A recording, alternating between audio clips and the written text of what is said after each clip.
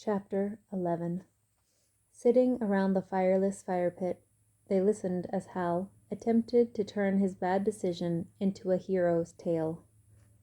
His face had been cleaned, and a rough poultice had been placed over the right side. He would occasionally wince if he moved too quickly, so his story had to be tamed. Last night, I realized we needed a plan, so early this morning I went to find the red or blue camp. It was pitch dark. How did you see? Jasp asked. I'm part rat. I can see in the dark, Hal toted. And part raccoon, Grade said. Okay, I might have borrowed Grade's flint to light a torch I made. She looked at Grade. Why hadn't he stopped him? Grade returned her look, and she quickly looked away. As I was saying, I wanted to find one of the camps to know what they knew. Lucky for you guys, I did. Waiting for effect, he said, I found the red team a mile or so that way. What did you learn from them? One of the twins asked eagerly. Enjoying himself and rationing his information, he said, They are down to 10 members. A group of shocked faces gave him exactly what he wanted. Well, he said slowly, let's just say, not everyone has the same constitution, if you know what I mean. We don't, Pete said. Ever, Tide added, laughing. Trying to scowl at them, but wincing from the effort, he said flatly. One of the girls fell off the log at the water crossing and rolled her ankle. Relieved, everyone sighed. Who was it? Callady asked out of concern. I don't know. I'm not from Wisteria. Wait, what about the other one? The same twin asked. Ah, Hal said, enjoying himself. He stopped for emphasis and said, Her older sister is the one who rolled her ankle, and she wanted to go home when she did. Must have been the Tutler twins, Tutler sisters, Roan said to Callady. So, what did you learn at the Red Camp? Tide asked. I just told you. They are down to 10 members. Everyone groaned. What else? Tide asked. Well, you will be relieved to know. Hal stopped, waiting. Yes, a few voices called out. That they know even less than we do, Hal said triumphantly. How is that possible? Jasp asked. I'm glad you asked, Hal grinned. They didn't figure out any of their puzzle. Was it different from ours? Harma asked. Hal shrugged. Most was the same, and I think they were getting it, but with 2 fewer players, they had fewer chances to get it right. So what are they doing now? Pete asked. How should I know? I was returning to tell you all the good news when the rock slide happened. None of them, who knew differently, said anything. How long were you stuck before they found you? Harma asked. I don't know that I would say I was stuck, Hal said, finding his words, but it was a while before I saw the others. Who found you first? Pete asked. I could hear Tilly yelling for you, Pete, and I guess she heard me. She had only yelled for Pete after she heard Hal, but decided it didn't matter. Which is an excellent reminder for all of us to stay together as a group, and if assigned to someone, to stay with them, Roan said pointedly.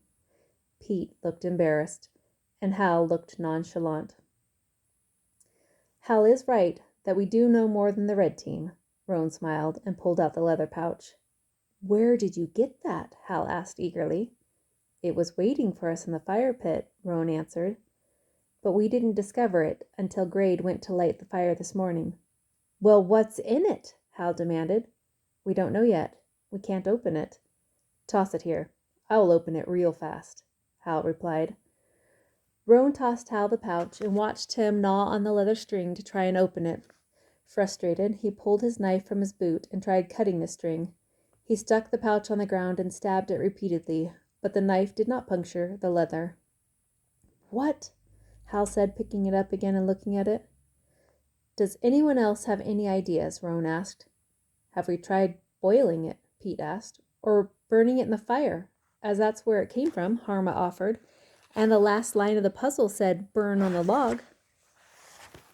I think that was just talking about the ribbons, Callady said. But it can't hurt to try, Larsh agreed. After boiling it, trying to burn it, frustrated wax with sticks, and repeated attempts to untie it, they sat around and looked at it. Okay. It will not open, and we have no other directions or instructions. What do you think we should do? Callady asked. I say we keep going, Hal suggested. There is only one path. Maybe we aren't missing anything. Maybe we are just supposed to keep going. Are you up to walking more? Callady asked worriedly. If you can do it, I can do it, he retorted. Embarrassed by his intense reaction to her concern, Callady blushed. Grade leaned over and said something to Callady. Hal reached for the leather pouch, but Roan picked it up first. I will hold on to this for everybody. Page break. They did not know where they were going, but were making good time as they distanced themselves from the camp. She was trying to figure out what time it was when she asked Callady, Do you think we noticed Hal was missing around 7? Probably. How long do you think it took us to return with him? An hour. So would you guess it was about 9 when we returned to camp? Probably. Do you think it's close to 11? Sure. Callady, are you okay? Yeah. What's wrong? Nothing. We have been walking for almost an hour, and you haven't said 2 words. I just said lots of words. What's going on, Callady? Nothing. I'm fine. Okay. They walked on in silence. She went back to trying to pinpoint the time. They were again the last in the group, and she could see everyone below them as they rounded the top of a hill. She heard a soft whimper from Callady, so she reached for Callady's hand. They walked together in silence. No longer thinking about the time, she wondered if Callady was crying because of Larsh and Harma. Callady spoke in a whisper, but it came out in sobs. I can't stop thinking about Hal's back. Callady had stopped, and she shook with anguish as she covered her face with her arm. Throwing her arms around Callady's shoulders, she held her as Callady emptied the burden she had been carrying. Oh, Callady, I'm so sorry. Who could be so cruel? She said as she fought for breath.